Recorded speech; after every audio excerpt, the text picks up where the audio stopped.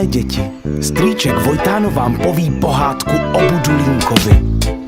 Chcete? Tak poslouchejte.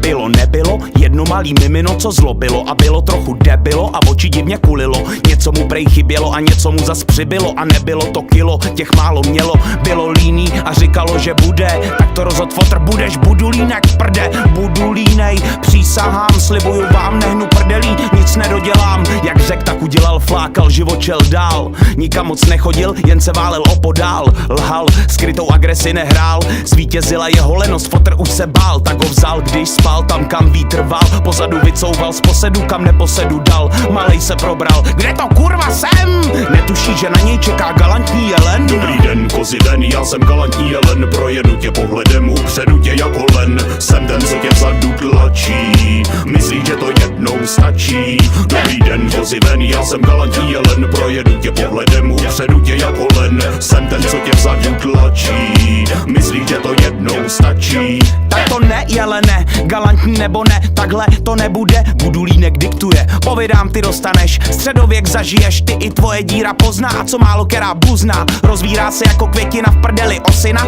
Zvu tě do roka a do dne jako kozina, že udělal jsem kostru z Kevina, ví celá dědina. Tvoje šance jediná je zdrhnout, to ti povídám. A jsem malej muž s velkou duší, schovej přede mnou svoji srnu, kámo, tato tuší. Čekuj, moje uši jsou jak satelity, co tvůj signál ruší. A ještě mi to sluší, a ještě mi to sluší, a ještě mi to sluší. Ty mý uši, ty mý uši, ty mý uši. Dobrý den, kozy ven, já jsem galantní jelen. Projedu tě pohledem, upředu tě jako len. Jsem ten, co tě vzadu tlačí, myslí, že to jednou stačí. Jen co to jelen dořekl, popadl ho Budulínek a cloumal s ním o 106. Div, že z něj duši nevytřásl. Když už se zdálo, že dříve tak líný Budulínek řádění zanechá, znovu zbrunátněl a zasypal jelena nevídanou salvou nadávek. Ty kurvo, ulevil si Budulínek naposled a odhodil jelena se vší jeho galancí stranou.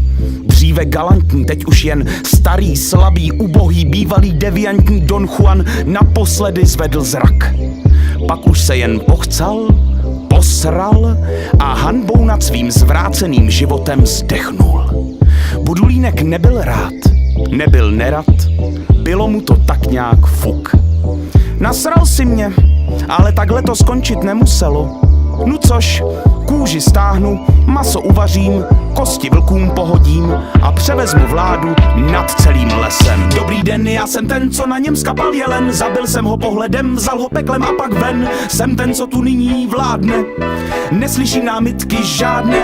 Dobrý den, já jsem ten, co na něm skapal jelen. Zabil jsem ho pohledem, vzal ho peklem a pak ven.